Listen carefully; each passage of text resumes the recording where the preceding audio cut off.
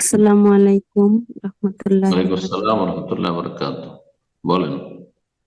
শেখ, আমার জানার বিষয় হচ্ছে এই যে সূরা ফুরকানের ৭৪ নং আয়াতে যে যে দোয়াটা করে স্ত্রী সন্তানের জন্য। তো এখানে হুম, তো আমি একজন স্ত্রী লোক, তাহলে হুম। আমার স্বামী বেঁচে নেই, মারা গেছে, আমার শুধু একমাত্র একটা সন্তান আছে। তাহলে আমি এই সন্তানের জন্য কি আমি ওই দোয়াটা করতে পারবো কিনা? আর দ্বিতীয় হচ্ছে, এখানে কি কোনো শব্দ চেঞ্জ করতে হবে কিনা?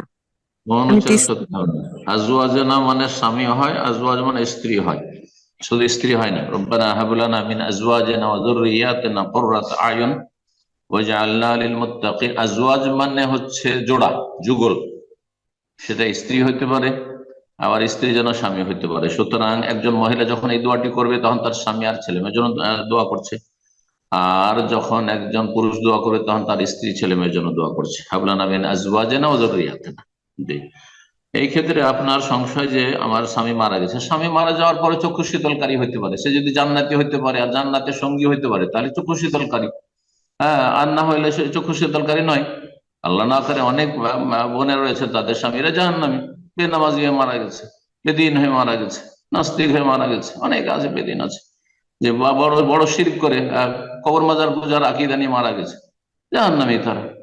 তাহলে তারা সঙ্গী হবে না, তারা কুররাত আয়ন নয়। তো কুররাত আয়ন তো সে হতে পারছে না, দুনিয়া থেকে চলে গেছে, তখন আল্লাহ কুররাত আয়ন দেবেন, চক্ষু শীতলকারী অন্য নেক স্বামী দেবেন, নেক যুগল দিবেন জান্নাতে ইনশাআল্লাহ। জি। ভালো মানুষের সাথে বিয়ে দিয়ে দিবেন। জি। তো স্বামী ইন্তেকালের পরেও এই দোয়া করলে কোনো অসুবিধা নেই। রব্বানা হাব লানা মিন আজওয়াজিনা ওয়া যুররিয়াতিনা কুররাতা আয়ুন। তারপরে ছেলে মেয়েদের কথা তো আছে, যুররিয়াতিনা আছে। জি। আর কোরআনে কারিমে যেভাবে দোয়া আছে সেভাবে আপনি পাঠ করবেন। জি।